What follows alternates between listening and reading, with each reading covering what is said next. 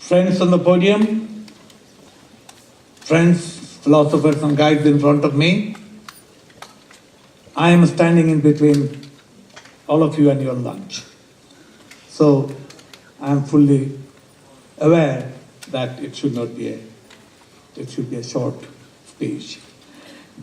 First of all, Mr. Rashid Kharmanan, our designated chief guest, has sent his apologies and requested me to communicate to you. And he has, till last evening, he had a temperature, but he thought he could make it. But this morning, his temperature shot up and he's not in a position. So we missed him, but nonetheless, our eloquent members of the panel have just done and given some very useful thought to us, to guide us. We are in this critical time when Paris Agreement has just been signed. We have to take that forward. That's all we've got. It's not, it's a miracle in terms of having it. It's a complex document, but not easily actionable document. It has to be made actionable. And to do that, huge work is ahead. Because to get the agreement by all parties concerned, what our government representative had to do was to pull all the issues together in a very soft and contextual way. And in that case, what has come out can be described in two terms of models. One is a net, which is like a fisherman's net, lots of knots and lots of squares, but full of gaps to be filled over the periods to come. Lot of actions needed for that. The other model is a jigsaw model. Various pieces have been put together, but they must fit. If one of them don't fit, others find it difficult to fit. So it's those approaches which are very, very essential ahead of us. Bangladesh government, we have worked with them very closely, and they have done tremendous amount during the negotiation, and I'm sure will do for the future. And many of the government representatives from various other countries who are present here, and the civil society, and the scientists and the practitioners, we'd all need to put our effort to make Paris a success in terms of action. As Christina Figueres has rightly said, that the plight of the poor and the vulnerable is one of the central focus for community-based adaptation. Community-based adaptation is where the three issues of development, poverty, and climate change meets. And more vulnerable and the poor and the most vulnerable are in the middle. And this is not a rich country, poor country issue. The Alaskans who have lost their ice on which they used to live has been melting. There are huge drought-affected areas in Australia. There are big wind events that have taken place in the US. All those are equally affected people, and all of them need to build their communities. So that is where it is a much wider issue than a developing country issue. On the urban, let me just give you one statistics on Dhaka. Many of you have visited various, at least 3 areas around Dhaka. Dhaka is a city of 15 to 20 million people, increasing rapidly. 30% live in the slums, which is like 5 million people. 30% of those slum population, that is approximately 1.5 million people, are displaced by climate-induced events of one type or another, may not be directly a climate event. Riverbank erosion, displacement of charland which are floating, or unstable islands, coastal displacement, etc. And many of you have seen some of them. As I said earlier on, that poor are paying rich are yet to pay. Poor are paying with their own efforts, own time, own misery, own suffering, and they have to manage it themselves. The global community has made some early efforts, but we are nowhere near there. And the proverbial $100 billion will be really tiny amount compared to what is required in the future to come. We have done one study in 9 countries of the world in urban areas. The question was, how do you feed the emerging, rapidly changing cities in developing countries? And 3 of these cities were in South Asia, 3 in East Africa, 3 in West Africa were studied. We were leading the South Asian study component, and many of the participants of this process are here. And what we have learned, we wanted to see how do we feed the population in a climate change world, and how do we activate the peri-urban or urban agriculture in aid of that, in helping that.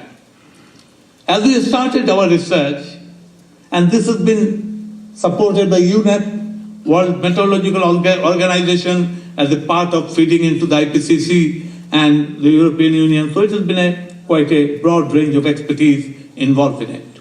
As we moved toward the study, very soon we found that we were trying to address food security of the urban population.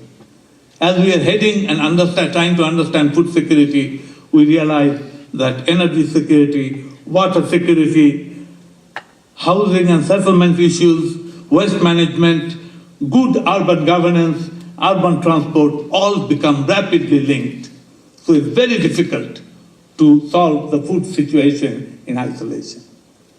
The point that Sabir Choudhury was making, that it is not in silos that we can best operate these issues.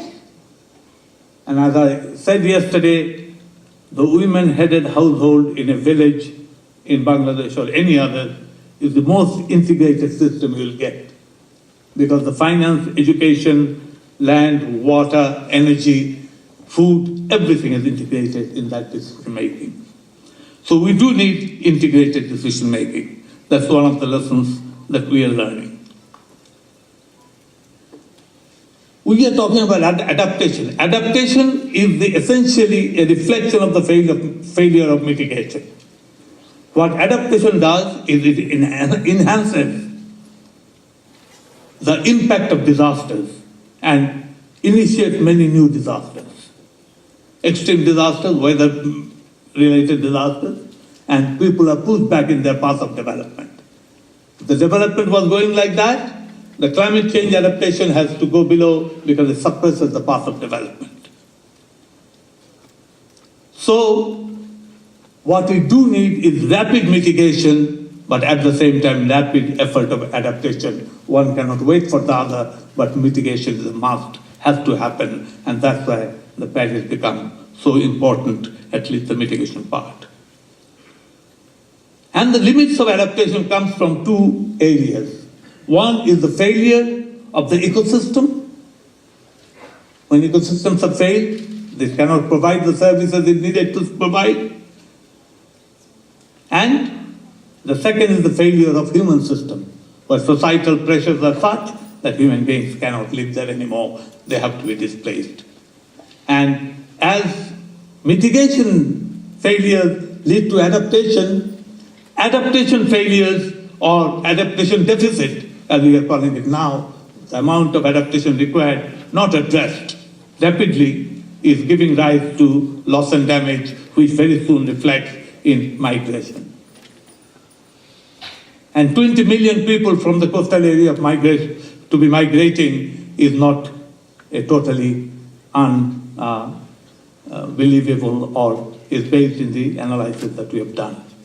And IPCC has shown 300 million people will be displaced. The few thousand, 60,000 or so displacement in Europe right now is really putting Europe under pressure, so you can imagine in the years to come when that happens.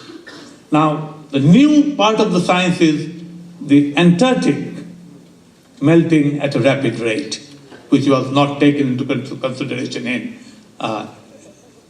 IPCC assessment, fifth assessment. So when that happens, what is supposed to be 300 million people displaced by the year 2100 now will be 2075 or thereabouts. So we are into this rapidly shrinking area and space for decision making. So the best option for that is to work in rapid progress. How do you make the technologies or the systems that we want to get working in CBA rapidly done? This follows how institutions or technologies operate. It needs 4 criteria, 4 requirements or sides to be satisfied. One is the software, the knowledge base, which we are trying to create through CBA and, as the Vice Chancellor rightly said, through the university process, other knowledge systems. Then the hardware, that has to be created in the technological world, in the private sector, in the public sector, in the creative world of the people themselves and families and households. Then comes the humanware.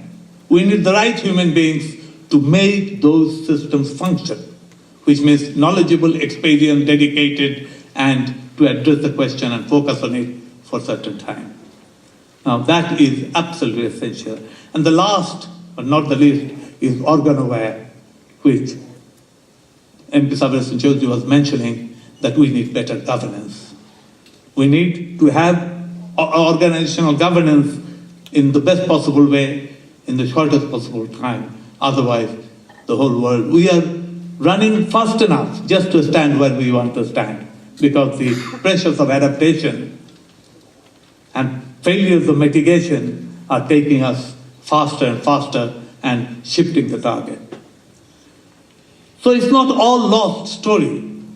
People, community themselves are innovating, doing wonderful things, as we have seen, and many of these examples in case studies that we have seen here and all over the country and all over the world that we see. So the frontier of knowledge must move, people's experiences must be respected, and above all, scientists, knowledge brokers must have the humility to learn from people, and this convergence of what we call community knowledge or people's knowledge, along with the scientific knowledge, which has its own systems and hierarchy. When those two combine together to give us the most convergent results, we get the best output. Because best knowledge kept by technologists, when the market is right, when the poor are become rich, we will sell it. The poor may not rightly become rich in the time we want. So we have to adjust our technology for the customer, i.e. the poor, rather than hoping the poor to come up and then get the technology there. So the software, hardware, humanware, and organaware are the 4 approaches that we must take in the course. We have, after 7 days of this large conference, 3 days of field work, 4 days of various discussion, and I'm pleased to say that this CBA10 has been extremely interactive in each session and has been very successful that way. We move towards next year, 2017, in Kampala, Uganda. We hope to see many of you there. We hope to see new thriving ideas, and we hope many more new friends come and join the process, but we take it forward. We assure our policymakers that we will be working with them, not only just Bangladeshi scholars, all the wisdom that is in this hall and beyond, from all over we'll bring that and take it to your steps. And I can tell you one good news for Bangladesh. Bangladesh works best when the government, the civil society, the communities, and the private sector, they work together. And there are many, many examples where Bangladesh, being one of the countries under tremendous stress, showing wonderful results in many ways, including MDGs, that has come when all those 4 forces have worked together. So I want to assure my policymakers here that we are with you, sir, just on your call. Sometime, even if you don't call us, we'll knock on your door. And there are ways have evolved in Bangladesh how we have worked closely together. And, people have been saying, how do you manage that? In many other countries, it's very, very difficult. But we have realized, and the government has also realized, that they cannot function in isolation, nor we as NGOs, as civil society, can function in isolation if we cannot affect the policy frame. So we should do that through that process, the global policy, the global knowledge system, and as has been said, we are all global citizens, and we are marched to that global system and global solutions. We have to bring them back to the locality to give the people the freedom and the space they need to take their own development, which is not constrained all the time by the climate change issues. Thank you very much to all of you for coming here, being with us for all this time, sharing your wisdom, sharing your experience, and we look forward to our lunch. And bon voyage to all of you. Have a very safe journey back. Hope you have a pleasant trip, and we'll keep on contacting you very soon. All the best.